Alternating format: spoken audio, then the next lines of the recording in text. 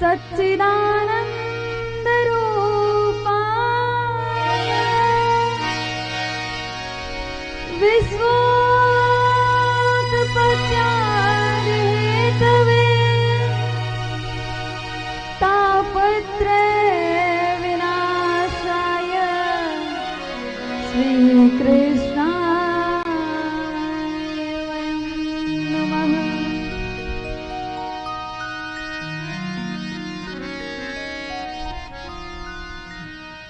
सच्चिदानंद रूपाय विश्वोत्पत्त्यादि Hathaway तापत्रय विनाशाय श्री कृष्णाय वयं नमः।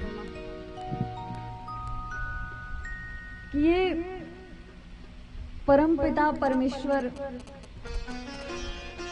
जो हमारे राधा गोविंद भगवान हैं, इस प्रथम श्लोक में ये बताया गया कि वो करते क्या हैं, वो दिखते कैसे हैं और उनका गुण क्या है। तो बताया गया कि सत चित और आनंद के जो हेतु हैं,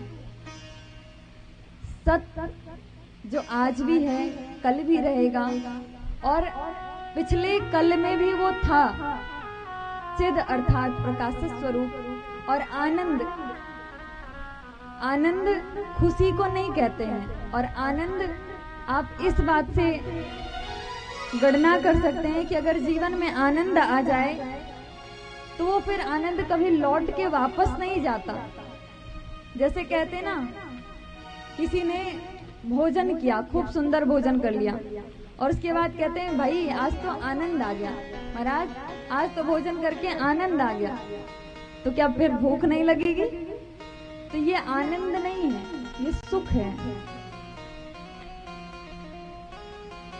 कहीं आप गए, खूब सुंदर यात्रा किए और फिर लौट के आए, बोले आनंद आ गया यात्रा करके, ये आनंद नहीं है। क्या वो आनंद फिर दोबारा लौट के नहीं जाएगा? वो खुशी दुख में परिवर्तित नहीं हो रही है? अगर वो दुख में परिवर्तित हो रही है तो वो सुख है, आनंद नहीं है।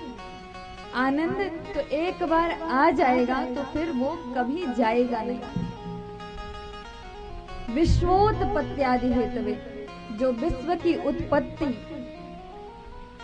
संचालन और संहरण के हेतु हैं, जो विश्व को जिन्होंने बनाया और इस विश्व प्रपंच का जो संचालन कर रहे हैं,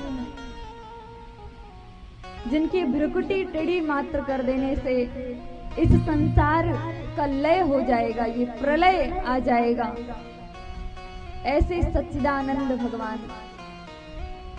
और क्या बताया कि तापत्रय विनाशाय, कि जिनके रहने पर 3 प्रकार के तापों से हमें छुटकारा मिलता है।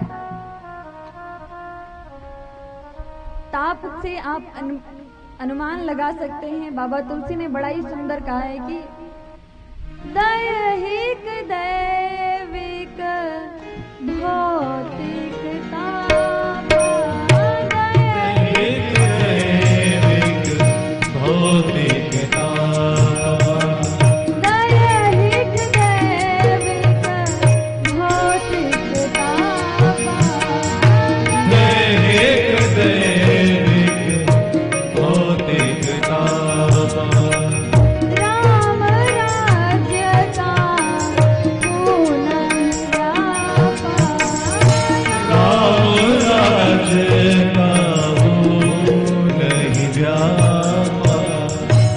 कहते हैं बाबा तुलसी की दैहिक दैविक भौतिक तापा, राम राज्य काहू नहीं व्यापा। ये तीनों ही प्रकार के ताप भगवान के शरण में रहने से। अब राम राज्य का मतलब ये नहीं है कि वो 11,000 वर्ष या फिर जो द्वापर में भगवान श्री कृष्ण आ जाएं और तब भगवान का राज आएगा और तब ताप मिटेंगे, नहीं। भगवान का वहीं पर राज्य है जहाँ पर उनके भक्त निवास करते हैं। जहाँ पर भी उनके भक्त निवास करते हैं, भगवान का वहीं पर राज्य है। एक बार नारद जी ने कहा कि महाराज आपका राज कहाँ कहाँ है, आप बताओ कहाँ मिलोगे आप? वन में मिलोगे, संतों के पास मिलोगे, सत्संग में मिलोगे, कहाँ मिलोगे?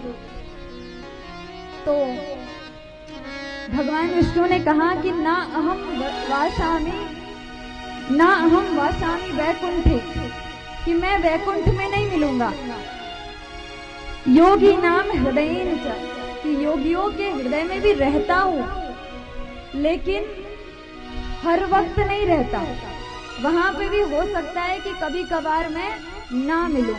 तो कहाँ मिलोगे? तो बोले मद भक्ता यत्र गायन्ति, मद भक्ता यत्र गायन्ति तत्र कृष्णा मिनारत, कि जहां पर हमारे भक्त रहते हैं, जहां पर संत निवास करते हैं, जहां पर हमारे भक्त हमारे नाम का कीर्तन गुणानुवाद करते हैं, मैं वहां पर ऐसा हो ही नहीं सकता कि वहां वास ना करूं। हर जगह, हर उस जगह प्रभु विद्यमान है जहां पर भगवत भक्ति की बातें हो रही हैं, सत्संग की बातें हो रही हैं। हमें और आपको नहीं दिख रहा है कि यहाँ पर भगवान है अथवा नहीं है, लेकिन यहाँ पर भगवान है।